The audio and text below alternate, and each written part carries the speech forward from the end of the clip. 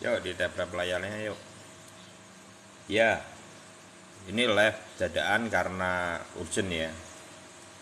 Benar toh.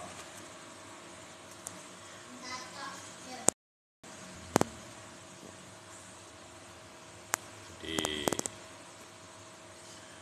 ya Pak Edi. Ya urgent soalnya. Urgent ya. Jadi itu teman-teman yang di grup suruh masuk aja. Jadi biar tidak salah menangkap apa yang saya sampaikan di Telegram maksudnya. Karena ketikan dengan melihat gambar itu beda. Saya takutnya saya nanti miss teman-teman semua, apa yang saya sampaikan itu miss takutnya. Jadi saya ingin menjelaskan secara detail sekalian bagaimana market saat ini yang perlu teman-teman amati. Jadi yang paling penting adalah ini ya teman-teman, ini kita pernah bahas ini. Kalau kondisinya ini tidak bisa hijau sepanjang ini masalah. Karena ini sudah belok seperti ini memiliki prospek untuk dia turun di sini. Atau lebih lempeng ke sini dulu nanti turunnya ke sini. Momentumnya seperti apa? Jadi momentumnya ini momentum koreksi, lebih kecenderungan koreksinya lebih tinggi. Kalau yang terjadi itu seperti ini masih mending. Tapi ini kan posisinya baru di area ini dan dia tidak kuat. Takutnya ini yang ditakutin, yang saya takutin ya teman-teman perlu perhatikan. Kalau seandainya ini terjadinya adalah sideways di beberapa hari ke depan, ini masalah malahan. Disinilah permasalahannya. Kenapa kok masalah? Akhirnya benang ini akan belok. Ini saya pernah bahas di live. Jadi proses ini yang paling berbahaya lebihan. Ini jauh lebih berbahaya daripada. Jadi kalau proses pembelokan market memang akan dikonfirmasi. Makanya setiap hari saya update untuk konfirmasi ini. Gitu. Untuk konfirmasi ini. Kalau umpamanya ini yang terjadi teman-teman, ya sebaiknya kalau saya secara pribadi lebih kurang geser kiri.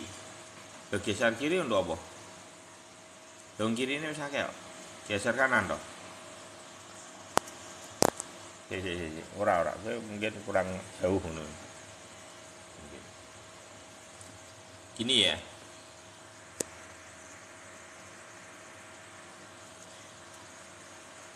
Jadi market saat ini yang perlu diperhatikan adalah posisi sideways-nya itu yang paling berbahaya lebihan. Momentum sideways itu yang berbahaya. Jadi kalau teman-teman perhatikan dari tumbangnya mereka itu karena posisi sideways.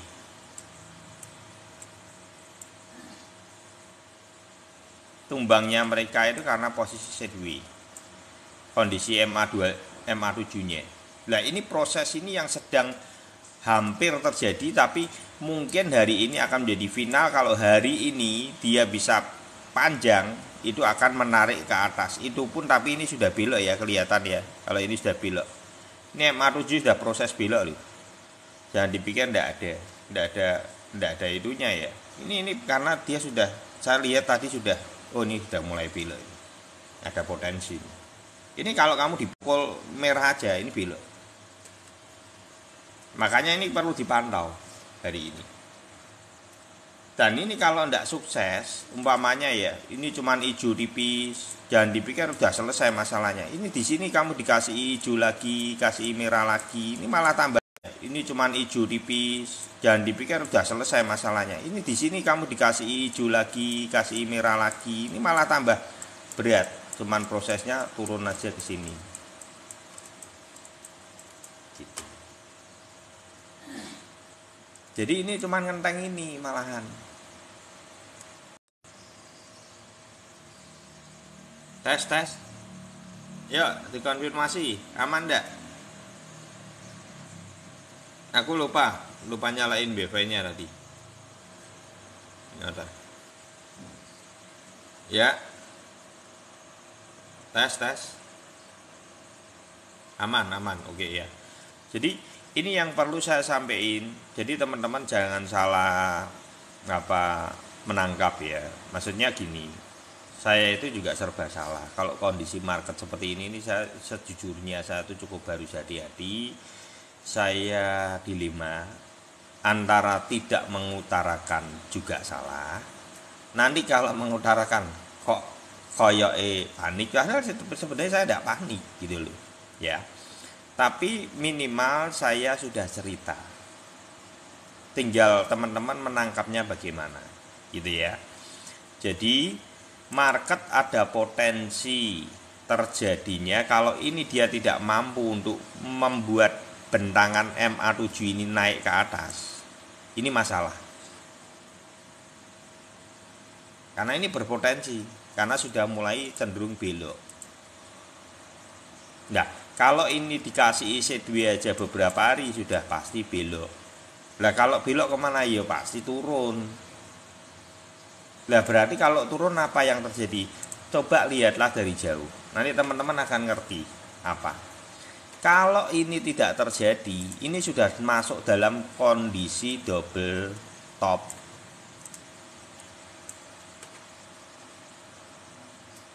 Ini yang perlu teman-teman perhatikan. Jadi potensi ini ada. Ini yang saya lihat, sebenarnya saya dari kemarin sudah melihat ini, cuman masih belum waktunya untuk saya membahas ini. Jadi biar tidak terjadi yang namanya sebuah kepanikan di dalam market, tapi saya cuman masih memberikan kisi-kisi. Nanti kalau ada set B itu malah berbahaya. Sebenarnya kan itu sudah mulai saya ituin. Bukan saya tidak tahu ini, saya sudah tahu ini, tapi saya berusaha untuk berhati-hati di dalam mengambil statement karena saya takutnya teman-teman itu bereaksi dengan cukup agresif terhadap semua statement. Kalau di live ini kan dijelasinya cukup enak ya, jadi saya clear. Saya berharap untuk bisa clear teman-teman melihat apa sudut pandang ini dengan utuh, bahwa Om sudah mulai terjadi koreksi ini belum ya, tapi minimal teman-teman sudah ngerti dulu apa yang saya bahas ini. Ini yang potensi yang akan bisa terjadi. Om bisa ndak Om kalau ke bawah sini nanti gini terus nanti naik lagi? Kalau itu lebih sulit menurut saya, karena waktunya malah lebih, timernya lebih habis. Dan saya mau ulangin kembali. Jadi BlackRock ini sudah masuk, tidak mungkin kondisi saat ini. Dia sudah beli dari kemarin. BTC-nya dia sudah kondisinya sudah gitu ya. Ya minimal menjadi sudut pandang ya M-Not. Nah, jadi apa minimal menjadi sudut pandang buat teman-teman. BlackRock ini juga ini saat ini listingnya ada Sol sama Matic di Robinhood sudah dieksekusi, nanti sore dieksekusi, itu juga akan menimbulkan market yang cukup berat. Itu perlu perhatikan ya, itu juga perlu diperhatikan. Jadi bukan serta-merta apa saya sharingkan ini untuk menakut-nakuti, tidak ada. Saya tidak ada kandungan untuk itu.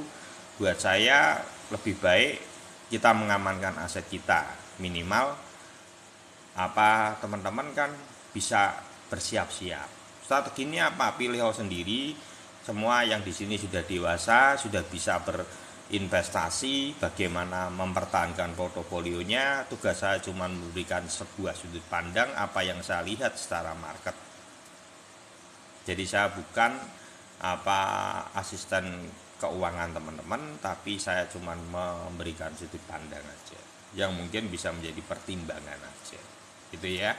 Jadi apa yang harus dilakukan dengan kondisi seperti ini? Kalau saya secara pribadi, saya keluar market 70%. Kenapa? Karena itu modal saya dan margin saya. 30% ayo kita bandul-bandulan, nggak apa-apa gitu ya.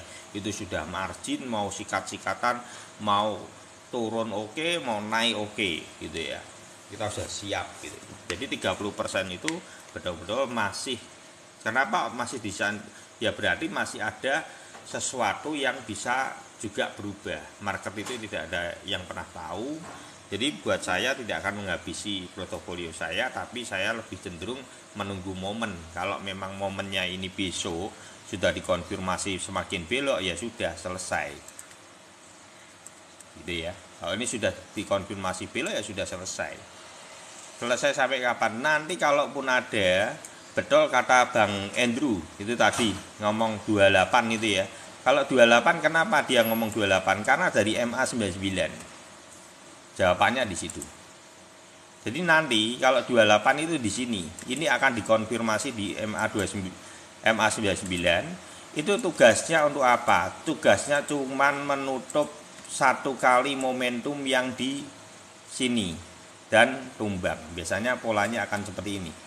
Tumbangnya tidak langsung, tapi tumbangnya itu akan berangsur-angsur dengan sebuah momentum. Kalau seandainya yang terjadi tumbang itu akan posisinya akan seperti ini marketnya. Jadi pola yang akan terjadi seperti apa Om? Kalau yang terjadi tumbang itu akan polanya akan seperti ini. Jadi tidak bisa tumbang itu 100% langsung plak. Jadi di dalam tumbang ada momentum kenaikan, di dalam kenaikan ada momentum juga penurunan. Itu sama. Jadi ya.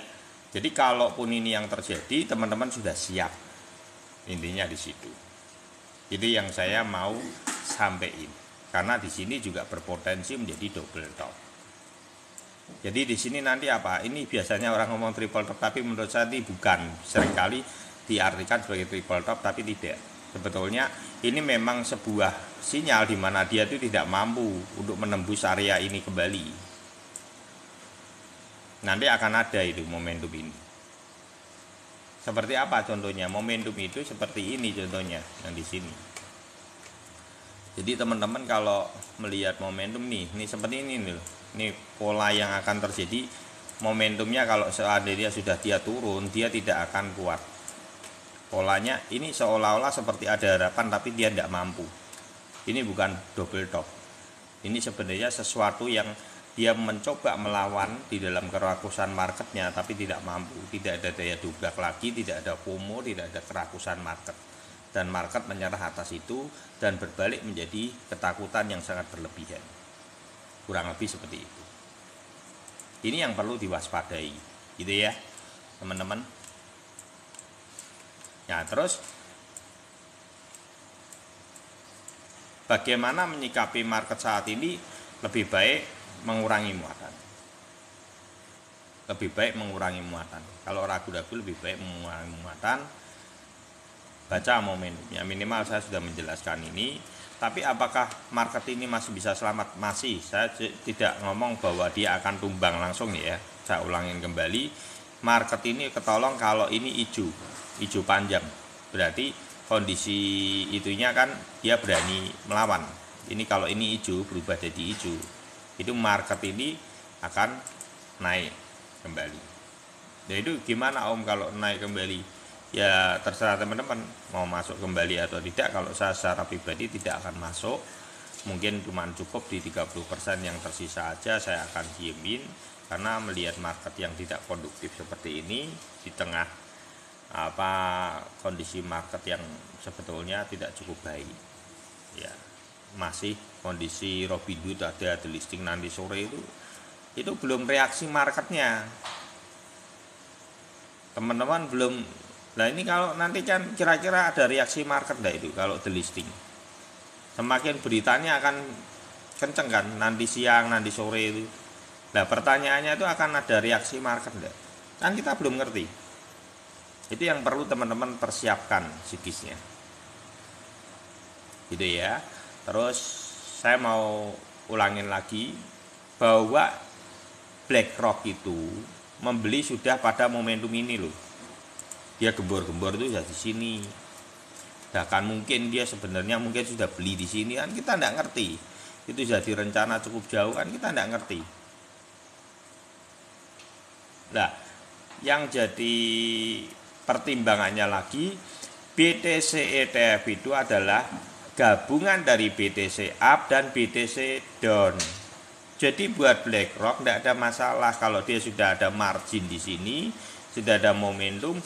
Besok marketnya mau turun, tidak ada masalah. mereka tetap cuan. Karena penurunanmu di pukul 2,8, penaikanmu dia cuman bayar 1 kali 4 sampai 1 kali 6. Jadi tidak akan pernah ada ruginya di bidang ETF. Jadi buat dia secara pribadi tidak akan merugikan bisnisnya. Itu catatan penting. Terus yang perlu diperhatikan juga khususnya untuk ETH. ETH ini berbeda maknanya dengan BTC. Kalau BTC masih memiliki momentum yang bisa mengalami, maksudnya gini, di dalam candle ini dia itu masih ada perlawanan. Tapi kalau ETH gimana? ETH teman-teman jangan terlalu muluk-muluk.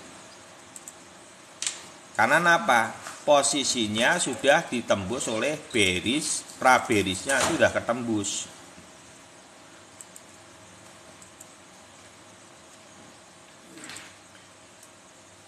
Jadi begitu ini sudah ketembus, teman-teman jangan terlalu berharap lebih. Karena pra-bearish ini sangat sentral.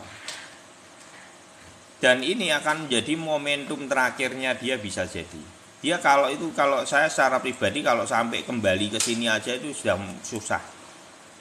Sampai sini aja udah susah, menurut saya ini adalah momentum yang akan menjadi titik balik turun. Dasarnya apa Om? Nih, lihat ya. Ini tak ituin lagi. Di sini ini dia sudah posisinya hijaunya kelihatan kan nih. Ini belok ini loh hijau. Iyalah. Ini ada momentum ini yang akan dihadapi untuk ETH. Jadi malah sebenarnya ETH itu sudah siap untuk diambil short. Detail short sudah mulai siap. Gitu ya. Kalau untuk ETH.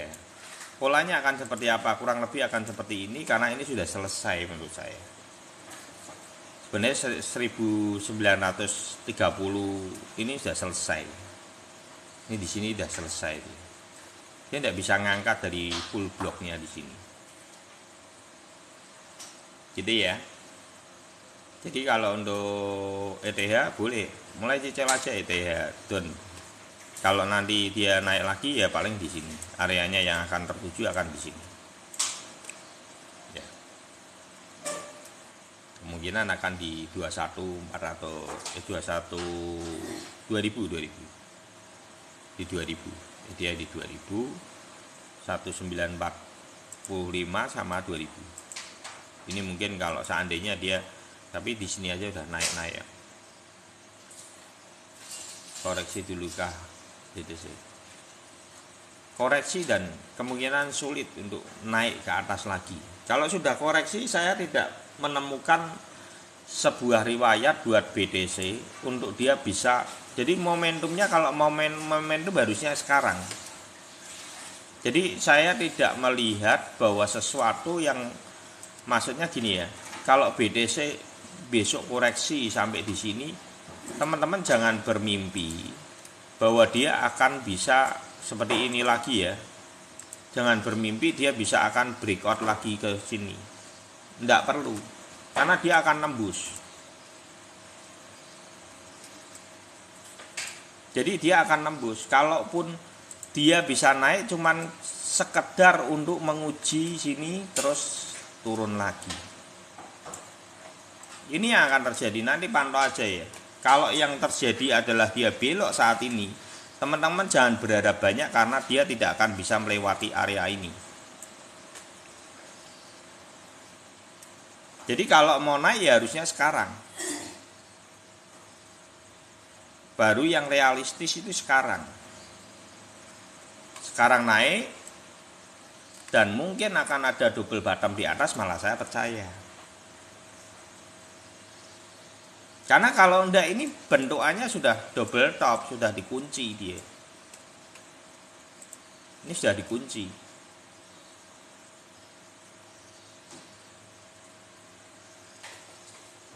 Iya, makanya ini tidak jebol ini dari kemarin 31 tuh tidak jebol body ini tidak masuk. jebol lagi body ini tidak masuk. Makanya kita perlu menunggu ini 2-3 hari ke depan. Kalau naik ya naik, kalau tidak naik ya, kalaupun naik teman-teman, menurut saya tidak akan lama. 36 betul Bang Andrew itu bisa mentok. Kalau lihat marketnya saat ini bisa mentok. Karena apa? Posisi altcoinnya itu juga tidak baik-baik saja. Ini habis ini kena delisting lagi, short lagi loh, kasih tahu. Lah yang bisa mengonfirmasi apakah dia akan gini, menurut aku bisa sampai gini. Bukan cuman gitu, malah ke dalam ini bisa. Kalau BTC-nya posisinya ngedrop, itu akan short semua lagi. Berarti selesai.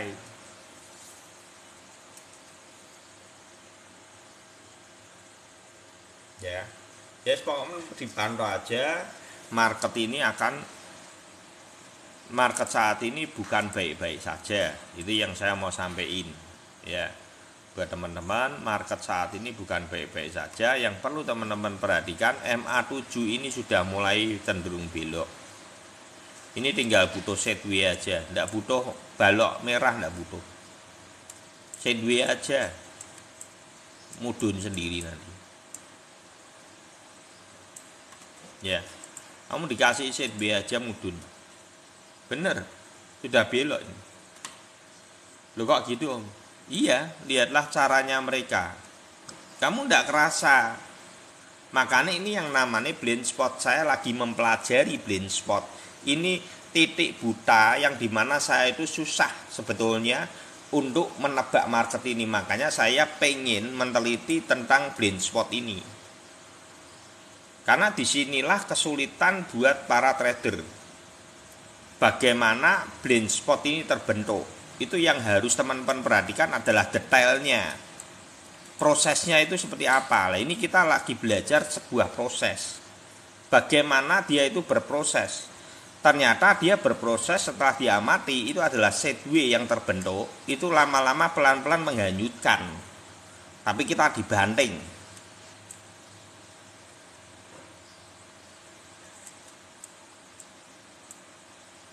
Jadi prosesnya itu tidak langsung tinu gitu ya, ngeti ambles bumi gitu ya. Jadi kita harus belajar, tidak apa-apa gitu ya. Semua ini kan kita mempelajari. Saya sendiri pun apakah 100% tidak, ini saya memberikan satu masukan ini. Intinya teman-teman untuk hati-hati, tidak untuk soal eksekusi kembali lagi ke teman-teman sendiri. Kalau saya secara pribadi lebih baik saya keluar market 70%. Tapi 30% masih iya kalau naik. Kan enggak ngerti. Kalau naik kan saya enggak kecelik, masih ada 30%. Kan itu juga margin toh, gitu loh. Karena saya sudah dari bawah, teman-teman ya. Jadi karena saya sudah dari sini, saya sudah take profit kan sudah perjalanan saya kasih info ya. Jadi saya sudah beli lagi di sini dan ini saya take profit 70% kan enggak masalah, wong saya sudah makan semua di sini kok. Gitu ya. Jadi saya tinggal sisain 30. Tujuannya untuk apa? Karena saya masih melihat peluang. Saya ingetin lagi, saya bukan melihat ini close ini turun semua, enggak. Saya masih menyisakan 30, itu membuktikan saya masih melihat adanya peluang. Ya, peluang apa? Peluang untuk naik. Gitu ya. Jadi memaknainya jangan salah mengerti ya. Maksudnya saya berharap saya berusaha untuk berhati-hati memberikan statement ini. Sangat sulit teman-teman untuk bicara jujur terhadap market di kondisi seperti ini. Terjepit, saya tidak ngomong salah. Nanti ngomong kok dikirai panik, padahal ora panik. Gitu ya. Tapi saya minimal sudah memberikan sudut pandang, ini bisa menjadi pertimbangan. Semua kembali ke tangan teman-teman sendiri. Eksekusi trading adalah keputusan teman-teman. Cara atur money management di ETF gimana? Kok ya sama dengan apa? Dengan itu dengan reguler, tapi kalau ETF saya lebih cenderung saya tarik secepatnya. Jadi kalau ETF itu gini, naik 30% tak tarik, naik 30% tak tarik, naik 30% tak tarik. Karena apa? Balik modalku dulu cepat. Tujuannya gitu. Kalau ETF gitu tujuannya. Kamu harus cepat kembaliin. Karena apa? ETF itu pukulannya gini. Kamu naik mentok aja, kalau umpama BTC ya, BTC masih mending. Kalau naik kadang 1,8 ini masih bisa naik gitu. Tapi kalau kayak ada, kamu naik cuma dikasih 1,4. Tapi kalau kamu drop dipukul 2,8. Jadi ETF itu ada curangnya. Jadi buat BlackRock tidak ada masalah. Mau naik mau turun terserah. Dia tetap dapat uang. Itu masalahnya. Makasih Om sudah ngasih. Ya, semoga bermanfaat ya. Iya, makanya soal SOR atau tidak itu kan nanti perlu proses, minimal teman-teman sudah itu dulu lah ya. Sudah. Jadi ini minimal kisi-kisinya sudah dapat ya, gitu ya. Terus saya ituin untuk ada Matic sama Sol sebaiknya itu ya. Kalau menurut saya tetap harus keluar market kalau ada Matic Sol. Kenapa gitu? Karena delisting nanti sore untuk Robinhood. Itu keputusan sudah final berarti. Beda dengan Binance. Binance kemarin kan mau delisting beberapa koin tapi batal. Beda ya. Kalau Robinhood tidak ada pemberitahuan dan dia sudah mengeksekusi, itu nanti sore dieksekusi. Ada Matic Sol. Tadi di Telegram sudah saya share beritanya. Om kapan beli BTC Don? Kalau saat ini belum tepat, tapi kalau yang tepat malah sebenarnya ETH Don. Sebenarnya pakai indikatornya adalah MA7, MA25, MA99, time frame 1 hari. Kenapa ETH Don? Karena ETH Don ini posisinya dia kondisinya sudah pra-bearish. Jadi aman kamu lebihan. Dia sudah tidak bisa naik di atas 2145. Jadi ini bisa mbok cicil di area mungkin sekarang sama area 2000 sama 2140. Itu 3 aja. Kamu cicil ETH Don itu di 3. Kalau umpamanya terjadi kenaikan.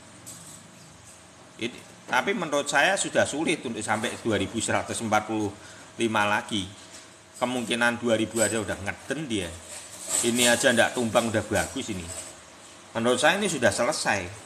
Itu ya ini malahan. Setelah seperti ini mau kemana ya? Biasanya dia akan polanya akan seperti ini. Nanti pantau ya. Mungkin antara dia ke MA99 sebentar terus turun lagi. Itulah kurang lebih. Gitu ya. Untuk ETH prospek ya. Terus untuk BNB ini yang masih galau ini. Apa perbedaannya futur leverage? Nah, kalau setelah saya itu Nigab dan Asuraya, lebih baik kamu leverage futur leverage kecil daripada kamu di ETF. ETF itu setelah saya selidiki itu adalah kita itu dicurangi. Coba lihat, kalau naik ada up nih contoh nih. Lihatlah leverage-nya masih 1,4. Tapi kalau giliran adanya turun, dia leverage-nya berada di area 2,8 kali.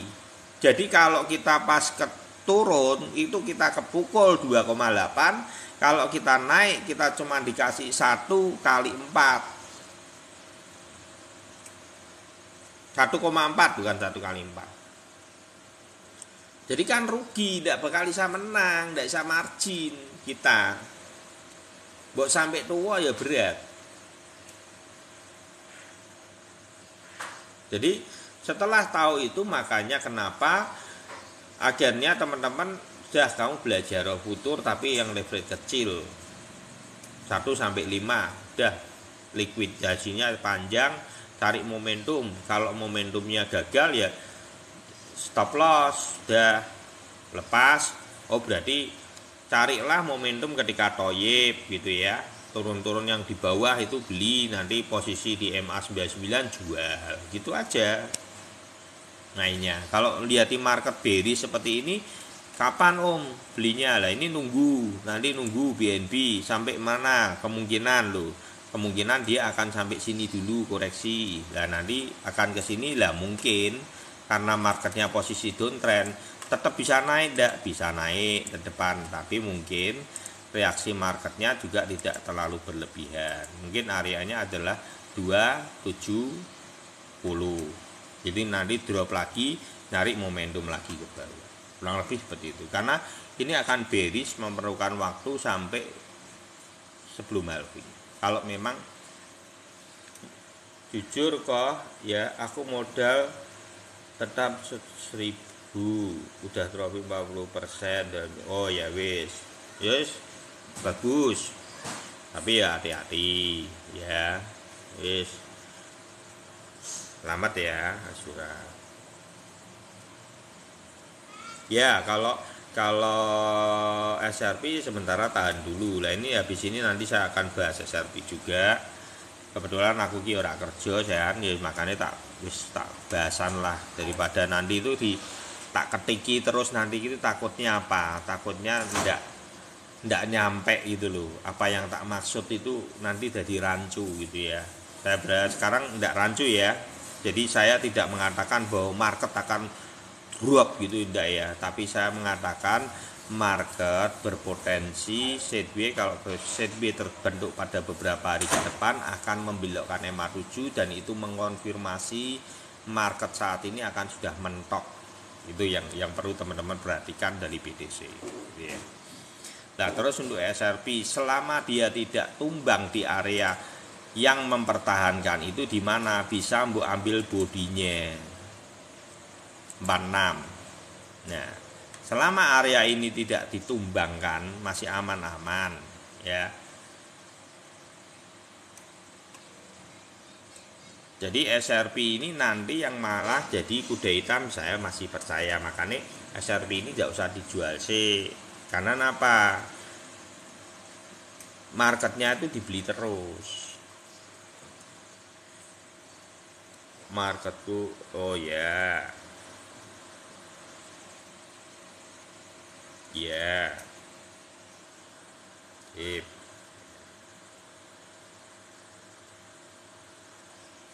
gitu ya. Terus untuk SRP ya laris dibeli malahan, karena orang-orang malah melihat kondisi market yang tidak menentu, tapi yang bullish itu masih SRP, dan SRP termasuk murah kan, $0,5. Murah enggak? Murah. Karena apa? Ya kalau orang yang berinvest, teman-teman ini yang berinvest ya, sebenarnya kayak BNB ada. Itu kalau untuk yang long, yang panjang, invest panjang, tidak masalah sebetulnya, tinggal DCA ya. Nah tapi kan memang ada koreksi lah, tergantung kamu siap ndak melihat koreksi ini gitu toh, tergantung mentalmu aja. Ini kan di sini kan berarti kalau umpamanya kamu siap, taruh aja yang terjelek seperti apa toh, umpamanya membentuk W ya wis, ini paling jelek umpamanya W membentuk W kan, berarti nanti di area 2, antara 2,2 toh. Lah kamu sudah siap belum? Ya kalau belum siap ya kamu lepas, nanti beli aja di bawah. Itu lebih simpel gitu loh. Jadi atur sendiri strateginya. Karena ini kan ada berita buruknya, delisting dari Robinhood. Ya toh. Jadi seperti itu, menghadapi market itu yang bisa ngambil keputusan siapa? Ya kamu. Gitu ya. Terus kayak BNB, om terjelek ya sama. Bisa double ini, seperti ya kali ini bener nih si akhirnya si Bro Gandhi itu. Ya mana Bro Gandhi mana? Akhirnya ternyata akan terbentuk, bisa jadi karena kondisi market didorong oleh berita yang sangat, saya tidak tahu apakah sampai sejauh ini atau tidak, atau mungkin sampai area sini kan kita, tapi kalau ditanya ada koreksi, akan ada koreksi, ada potensi koreksi yang akan terjadi beberapa hari ke depan. Nah, pertanyaannya kan gini, Om, lah altcoin itu gimana kalau BTC-nya koreksi? Altcoin tergantung momentum. Jadi teman-teman perhatikan, market saat ini, teman-teman itu sedang dibawa satu kondisi yang tidak biasa. BTC dan SRP itu adalah bullish memegang kontrol, tapi altcoin terjadinya adalah bearish memegang kontrol. Lah disinilah permasalahannya. Kita tidak pernah ngalami fase ini. Proses ini terjadi itu sangat jarang. Nah, disinilah yang teman-teman perlu perhatikan. Kalau untuk saat ini sebaiknya untuk altcoin itu sistemnya scalping. Kalau menurut saya loh ya, lebih tepat scalping. Jadi teman-teman jangan berharap terlalu berlebihan untuk altcoin. Jadi lebih baik pergunakan ini, nanti kalau dia koreksi sampai mentok di mana, pukul. Nanti sampai mana MA99, take profit, jual. Karena di sini nanti short lagi, tarik momentum lagi. Gitu loh. Jadi ini cuman bisa mbok lakukan scalping. Gitu ya, altcoin scalping, BTC menunggu konfirmasi.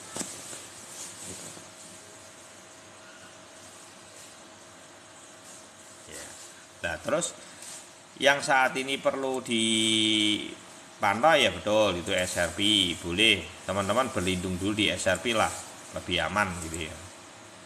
Terlihat di sini kan kelihatannya SRP itu lebih banyak dibeli gitu loh, jadi aman lah. Ini Sol mau naik aja udah tumbangin lagi ya. Dengan apa? Dengan berita Robinhood mau delisting. Ini sama juga. Kemarin padahal sudah prospek ini, kasih pukulan lagi yang beliau lagi, sama aja. Ini kan Sol ini kemarin sempat breakout ya, kalau nggak salah.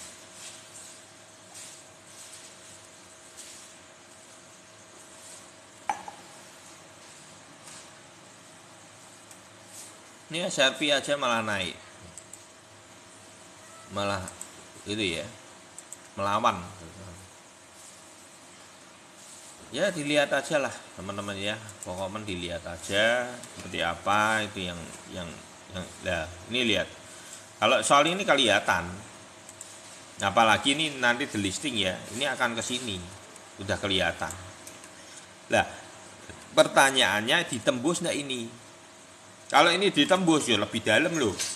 Jangan berpikir ini nggak bisa lebih dalam ya. Karena altcoinnya posisinya bearish memegang kontrol. Jadi belum tentu dalam dua fase. Lah fasenya itu bisa terjadi kondisi seperti ini loh teman-teman. Nih lebih short atau ini. Lebih short ya. Tapi tidak jauh tetap jauh ini. Ini tetap jauh. Kita sedikit gini tapi jauh tetepan. Nah ini kalau posisinya nanti diturunin seperti itu apa enggak wes? Sudah dari atas dibanting segini itu apa enggak delek-delek gitu. Nah, karena terbacanya apa? Marketnya yang perlu teman-teman baca itu adalah saat ini berita-beritanya tidak menjurus ke hal yang positif untuk Sol, terutama untuk Sol ada sama Matic. Itu ya. Kalau BTC masih nunggu ya. Kalau BTC masih menunggu apa konfirmasi bagaimana ini. Kalau kamu dikasih ini lihat baloknya sudah full gini, ini kamu ditekan merah ini kira-kira belok enggak? Ayo aku mau tanya, belok enggak kira-kira? Wong ini wis sebenarnya sudah belok loh, tuh ini hijau ini wis belok, ini sudah enggak kenceng lagi. Ini jam 3 kamu ditekan lagi, ini sudah belok. Bukan saya nakut-nakut tidak.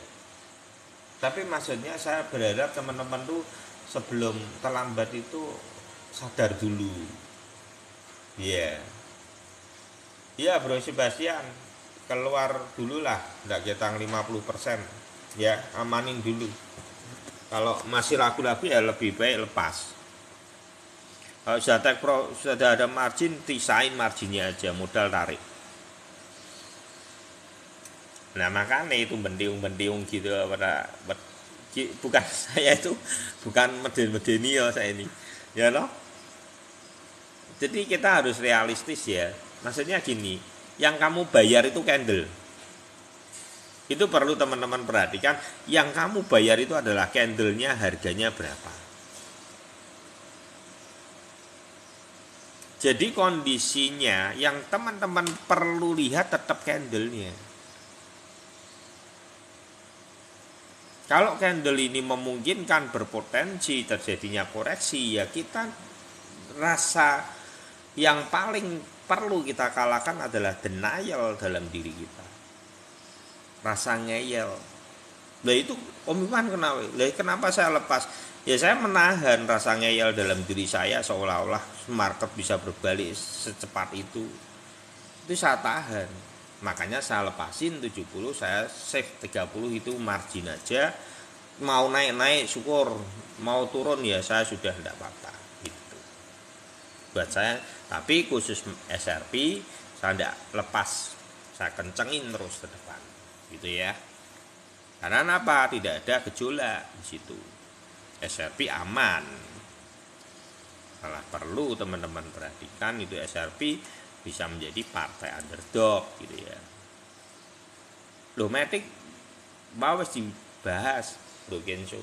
Itu Matic itu kan mau delisting nanti sore di Robinhood. Ada Sol close-nya delisting nanti sore. Ada beritanya itu. Jam 7-an ya, jam 6 apa jam 7-an. Jadi nanti marketnya itu jam 6 sore itu lebih serem lagi, kamu bayang ya. Ini belum. Belum. Bukan saya nakut-nakuti gitu loh. Ini jam 6 sampai jam 7 itu Robinhood itu close. Itu ndak mau, itu orang ndak ngerti dijual paksa.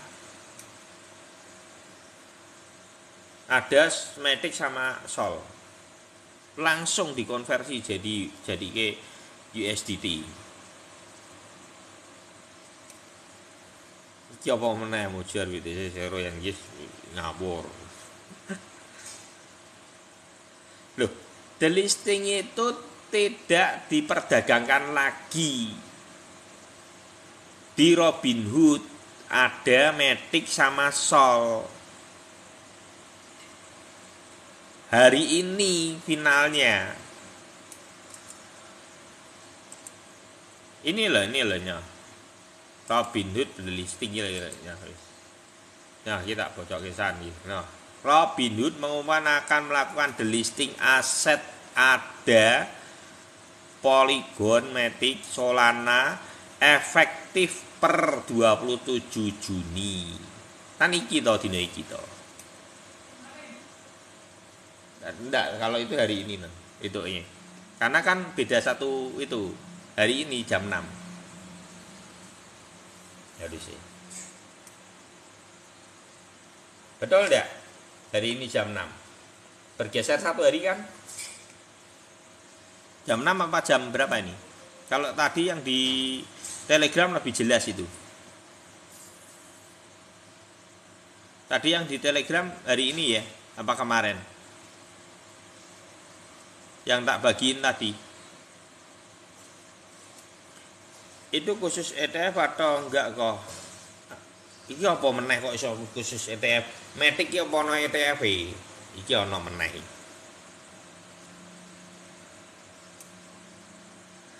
Dari mana Matic ada ETF?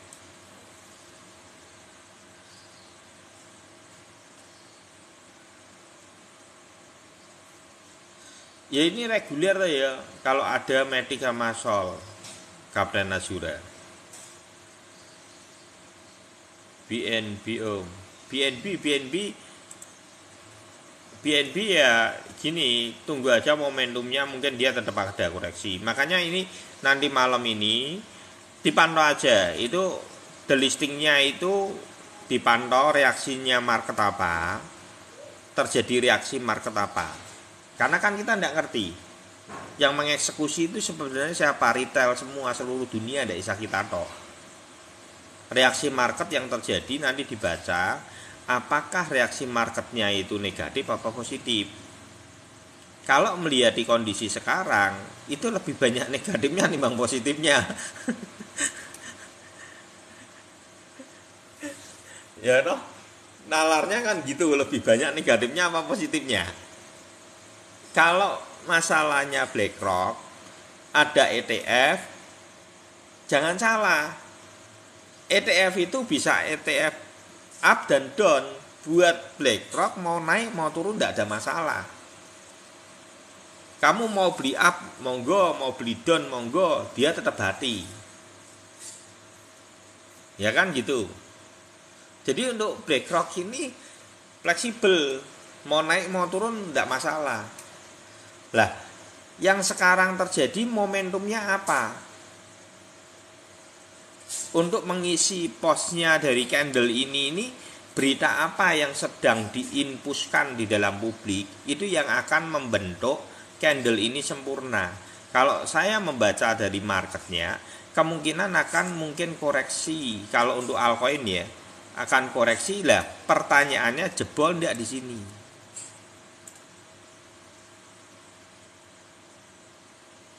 Kan gitu. Kalau enggak jebol kan berarti dia di sini. Dan momentum narik dan terjadinya momentum. Nah, bisa jadi momentumnya ini kan proses ya. Kalau ini kan sepertinya berarti kan lebih turun. Kemungkinan tidak sampai di 300, dia tarik aja di sini areanya. Ini nanti kamu akan ketemu. Nah, ketemu 270. Kemungkinan setelahnya akan karena posisinya bearish memegang kontrol ya dia turun lagi. Itu. Bacananya seperti itu. Bacananya seperti itu.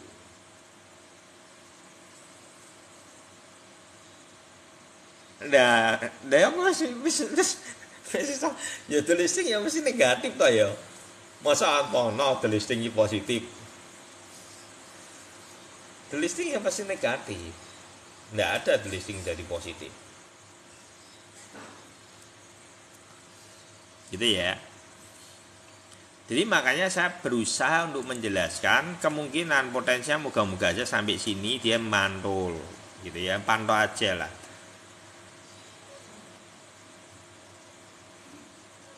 Ya, yang dihapus di setelah itu dijelaskan nama Komiko yang dihapus itu di Robinhood. Nah, saya nggak tahu kapasitas Robinhood itu sebesar apa. Coba cari datanya. Di dalam market itu Robinhood itu segede apa? Setauku Robinhood itu ya termasuk kumpulannya orang-orang holder-holder kuat. Paus-paus gede juga di situ.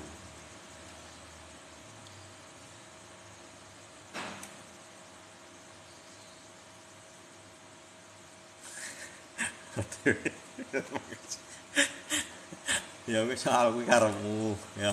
Ya intine tan ngono ta ya. Ya wis mudeng ya. Sekarang mudeng ya. Ya, intinya mudeng. Tapi saya tidak tahu marketnya perlu dikonfirmasi. Saya ingatin meskipun hanya Robinhood ya bener. Meskipun hanya Robinhood ya tetap ngaruh. Lah bayangin aja, ini kamu yang baru tahu aja, reaksimu apa? Ayo tak takon. Lah kowe kan iso jawab dewi. Lah itu yang terjadi pada retail. Engko kowe iso jawab dewi. Ya, maksudku gitu loh. Ini tak lemparkan lagi kepada mindsetmu. Nanti kamu akan menjawab sendiri, oh ternyata gini. Aku akan bereaksi seperti ini. Lah nanti kamu bisa menerka market yang terjadi apa. Itu maksud saya, kita ini belajar bersama. Akhirnya ini menjadi sebuah edukasi yang cukup penting di tengah kondisi marketnya. Makasih Kapten Nasyura. Kondisi marketnya itu sebenarnya kan kita di blind spot, titik buta namanya. titik yang tidak bisa terlihat sempurna. Nah, makanya kita baru ini belajar tentang blind spot. Kemarin-kemarin belum. Karena menurut saya lebih baik bertahap, semua edukasi itu menjadi sempurna berjalannya waktu. Kita ini akan terupdate dengan sendirinya, karena waktu itu yang akan membuat kita menjadi lebih. Kalau kita mau menggali lebih dalam lagi, saya yakin sekali bahwa ilmu tidak akan pernah ada habisnya sampai kapanpun, dan kita akan terus menggali itu lebih dalam gitu ya. Ojo all in iki meneh all in shot gitu. ojo ya. Jangan. Kalau futur teman-teman, ini kan soalnya banyak juga pemula ya. Saya memberi masukan untuk teman-teman yang futur, yang pemula khususnya. Kamu belum pernah futur, satu, jangan lebih dari leverage 10, itu pesanku ya. Kedua, jangan masukkan danamu lebih dari 10% portofoliomu di dalam futur. Karena engko duitmu entek yang sing ora ngerti hilang duitmu ya. Pelajari dari berapa? $10 dengan leverage 1 sampai 5 aja. Tetap bisa dibuat long term, bisa. Saya akan jelasin sebentar bagaimana teknik futur ini. Perhatikan. Bagaimana teknik futur leverage 1 kali sampai 5 dalam momentum 1 kali pembelian. Oh iso. Iya, tapi ini butuh mental di tengah jalan. Ya. Jadi momentumnya apa? Teman-teman kalau di sini ini carinya kan toyib. Ini mbok kunci kalau bisa, umpamanya danamu $10 atau $100 ya, $100 wis ya. Di sini ini $100. Kasih kuota berapa? Kuotanya maksimal 5% resiko. Itu lebih baik. Kalau bisa lebih baik yang bisa dibuat leverage 1. Loh kok gitu Om? Iya. Jadi kalau bisa leverage-mu 1, ini yang buat pemula ya. Ini karena memang untuk long term, jadi saya khususkan untuk pemula. Jadi leverage-nya buat 1 dulu atau 2. Kuotanya kan bisa besar, polke, jeglek, polke ya. Nah setelah itu, begitu momentumnya kamu dapat, naikin leverage-nya. Call. Kalau pas posisi standby. Lah kalau tidur gimana Om? Ganti leverage 1 lagi. Sibuk gimana Om? Ganti leverage 1 lagi. Kamu cuman bayar biaya inap 8 jam sekali. 0,01. Inilah tekniknya. Caranya gimana? Ketika kamu ada momentum, di sini kamu tuh sudah beli dengan teknik adalah toyib. Ya, di time frame-nya pakai 1 hari. Ya rugi fee setiap hari. Kowe rungokke sik engko ge jawab ya. Aku meh ngajari, kowe ora usah keminter. Ya, engko bar ngono kowe komentar. Ya. Ya. Ini untuk open pertama kali. Kenapa? Karena itu akan bisa membantu teman-teman ketika sangat ragu nanti di malam hari isa mbok gawe 1. Tapi posisimu tetap ada di sini. Karena kamu mengunci harga di bawah. OP-mu itu menjadi penting di dalam sebuah futur. Ini kamu kalau bisa melakukan ini semua, exchange yang jebol. Ya ini saya cuma bahas 1 kali, ini perhatikan dengan baik. Jadi ketika di sini OP-mu, Om berarti dana 1.000 berani dolar.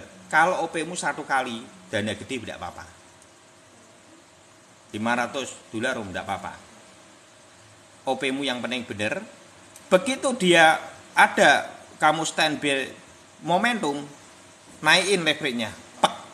Naik ya. Wes kowe iki ngoceh wae tak.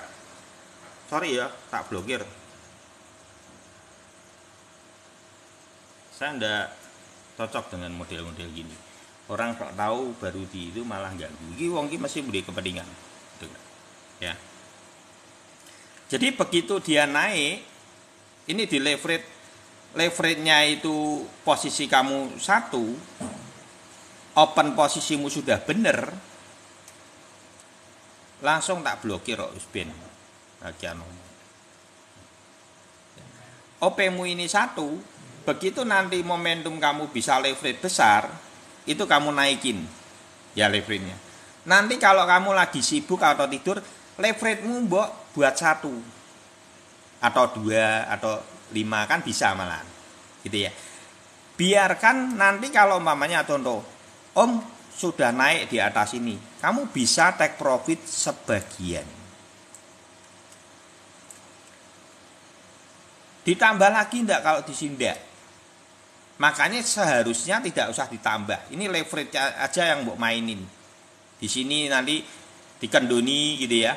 Nanti naik lagi mbok leverage mbok naikin. Ini berapa kali lipat? Itu jebol gitu exchange. Tak kasih tahu. Serius. Ini kalau kamu praktekin ini, enggak usah banyak-banyak wis 1000 orang weh. Ya. Siapa yang diblokir? Mau mbuh ki sapa kuwi? Antoni CP apa sapa kuwi? Kakian ngomong. Gitu ya. Jadi dengan seperti ini teman-teman ini bisa ngerol habis. Lah, kalau untuk saat ini gimana Om? Caranya untuk momentum itu? Contoh nih, yang paling cocok adalah saat ini momentumnya adalah ETH. Ya. ETH. Contoh nih, teman-teman, ini leverage-mu dibuat 1 dulu di sini. Area-area ini ya. Oh, gagal. Lebih baik biarin aja sampai dia mentok. Bayar itu alah bayar ki sithik 0,01. Wis receh pecono, ya. Jadi dan itu dari margin hitungannya. Jadi ini sama ini kalau umpamanya gagal di sini, cari momentum yang tepat dulu. Ini settlemu nanti temuin dulu OP-mu. Lah setelah itu baru leverage yang mbok mainin. Sampai panjang. Sampai kapan? Sampai Desember. Kok duitmu dan akeh. Ya, saya menjelaskan ini 1 kali aja karena kalau ini nyebar lumayan kacau marketnya, ya.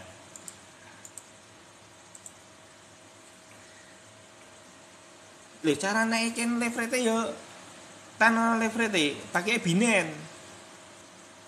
Pakai Binance. Kalau pakaimu Binance leverage-nya bisa mau mainin 1 sampai 20. Kalau yang lama bisa 125. Ya, leverage 1 pasang full atau 2 wis sebenarnya enggak usah 1, 2 wis enggak masalah. Kalau 2 itu kan kayak ETF toh. Kayak ETF toh sebenarnya. Enggak masalah. Bisa buat nambel-nambel itulah 1 atau 2 boleh. Itu puau kepeng ngono langsung. Liquidmu nanti kan jauh itu. Sudah. Ya. Baru nanti mau maintain itu. Kalau standby baru dinaikin leverage-nya. Kalau tidur sama sibuk leverage 1 kayak spot, rasa spot. Putu rasa spot bayar biaya inap. Ya. Overbuy gitu ya. Kalau mau nyoba harus siap duit hilang Om. Iya, iya. Jadi ya, yang penting intinya sudah nangkep ya. Intisarinya ada nangkep ya. Ya, dalam futur itu selalu ada resiko, ada ya. Nggak tahu ya resikonya di futur seperti apa ya. Tapi itu saya memberikan masukan untuk tutorial. Menurut saya bisa ndak futur itu di long term? Bisa. Caranya itu tadi. Ya, caranya yang tadi itu. Harusnya lebih aman. Kalau kamu bisa mempraktekkan harusnya lebih aman. Lha mau wis dijelaske mosok kowe iki entes teko apa lagi?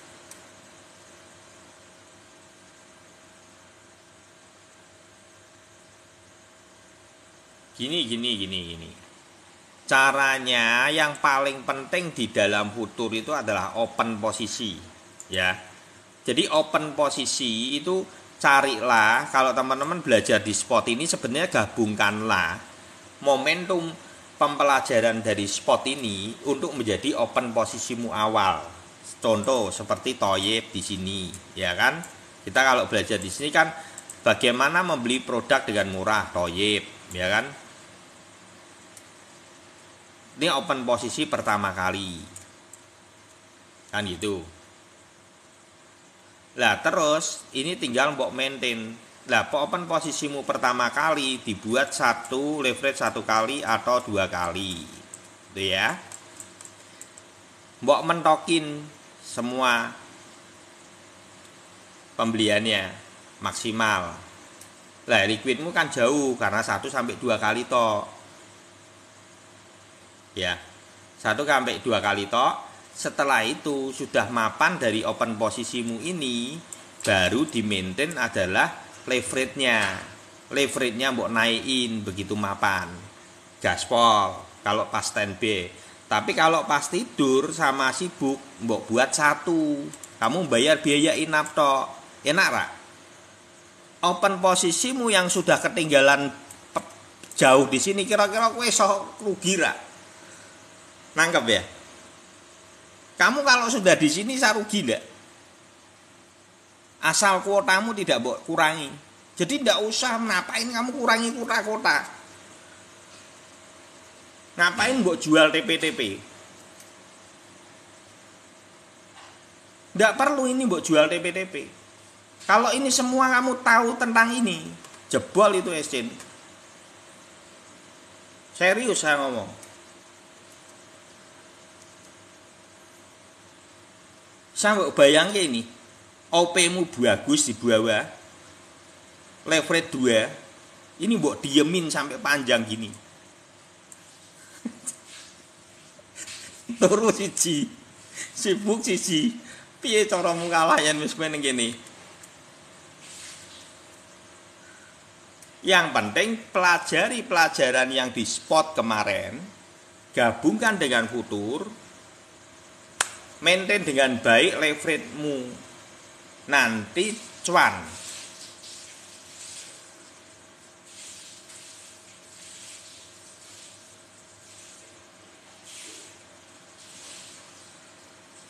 Sekarang tip BTC berapa? Akhirnya aku nemu ilmu baru. Sebenarnya Telegram tak bagi kabeh yo. Jadi orangnya bisa mempraktekkan atau tidak. Nanti di sini ini tidak semudah itu. Karena musuh terbesarnya adalah kamu sendiri. Engko kowe wis entuk margin ini gatel pengen ngedol. Makanya ini kalau bisa uang adem. $100 uang adem. Diemin aja sampai Desember. Makanya ini kan short, kedepanan short, contoh ETH ya. Ini mbok short. Ini ya leverage 1 ya. Gagal om. Biar sih 1 sih, biar sampai mapan. Kalau bisa dia menjauh 5%. Lu kok gitu? Ya iya toh. Kowe ndak perlu wedi. Mbok kalinya 2 ra apa-apa. Naik 2 kali tidak masalah. Bayangin aja kalau ringnya sudah jaga jarak jauh 5%. Kowe iso kalah. Mimpi. Nangkep ya? Kamu tidak bisa rugi. Temukan kunci mainannya.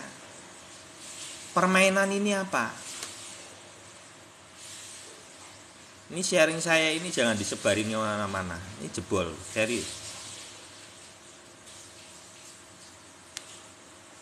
Ini orang yang bisa mempraktekkan ini akan jebol banyak. Dan market bisa mandek lho tak ngerti. Munggah rak munggah ngono yang do ngerti kabeh odot-odotan di. Lah Esen sendiri ya bingung. Kamu sudah di atas. Ora dicol-colke kuwi meh apa? Masa Wis tekan kene. Mosok dhek meh balik meneh ngorene sih. Nyusuli kue, kan tak mungkin. Nangkep ya? Nggak usah terburu-buru naikkan leverage, nggak apa-apa. Buat ringnya jauh 5%. Leverage baru mbok gaspol di area ke atas. Ini akan jauh lebih memberikan pertahananmu cukup kuat. Nangkep ya, nangkep sesuatu ya. Saya berharap ini menjadi sebuah tutorial yang bisa membantu teman-teman leverage jangka panjang.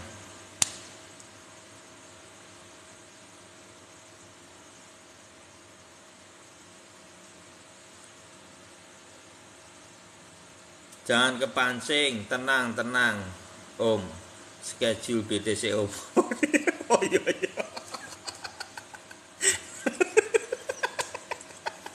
Ya, ya, Om Maman. Ini orang ingin jelas ya itu toh. Lagi Bang Calvin kan mau menang bae lo gini ngono. Nah, ya. Saya wis tak kuwi, aku cuman memberikan satu kali ini saja. Ya, dan kemungkinan mungkin ini tidak akan saya download. Untuk sesi hari ini saya tidak akan download, minimal market itu terkendali dengan baik.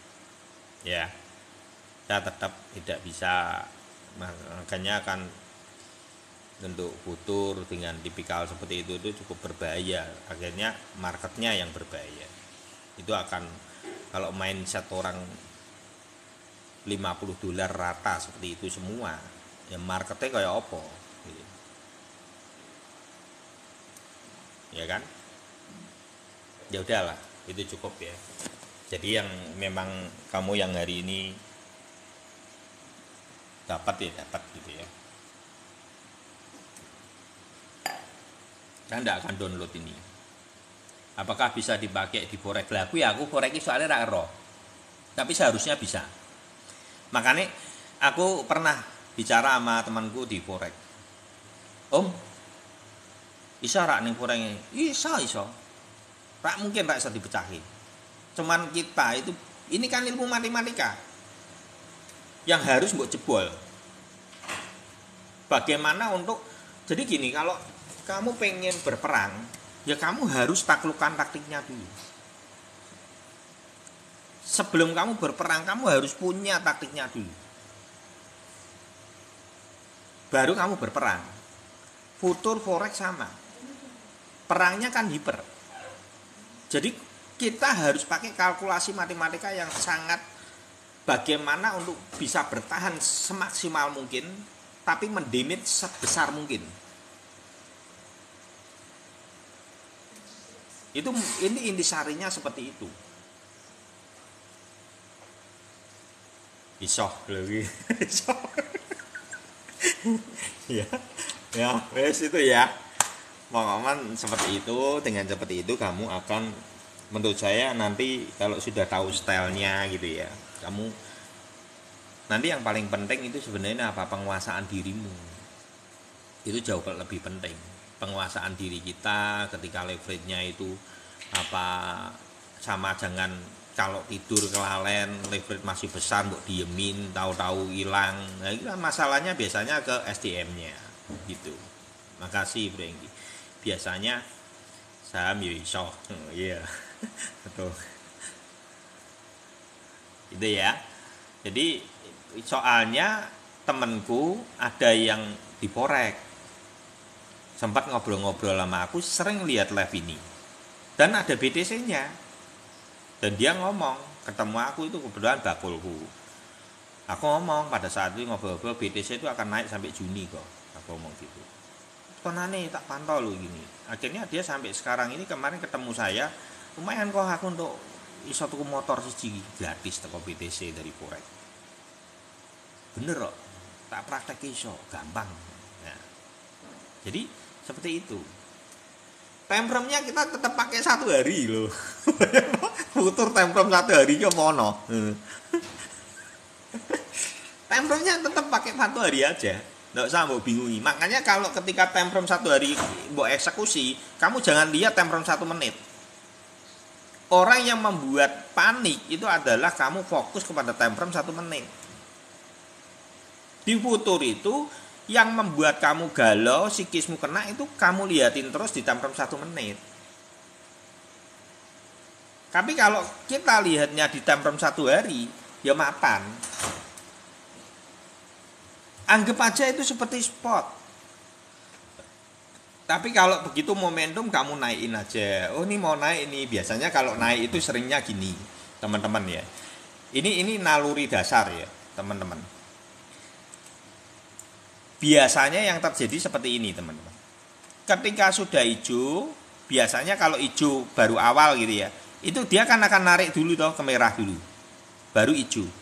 Lah, biasanya kan ini posisi dikecilin. Di close. Posisi close itu kan jam 7 mau kecilin dulu jadi 1. Tunggu sampai mentek-mentek ini merahnya, gaspol teng. Biasanya maintainmu di situ toh. Mempergunakan momentum 1 hari atau bisa jadi di jam-jam yang krusial seperti per 4 jam. Itu biasanya tarian-tarian itu ada.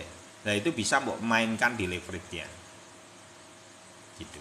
Kalau enggak lagi males, ya udah kasih 1 aja, biarin enggak apa-apa, enggak usah merasa rugi dengan kamu menyimpan di situ bayar per 8 jam itu enggak usah merasa rugi.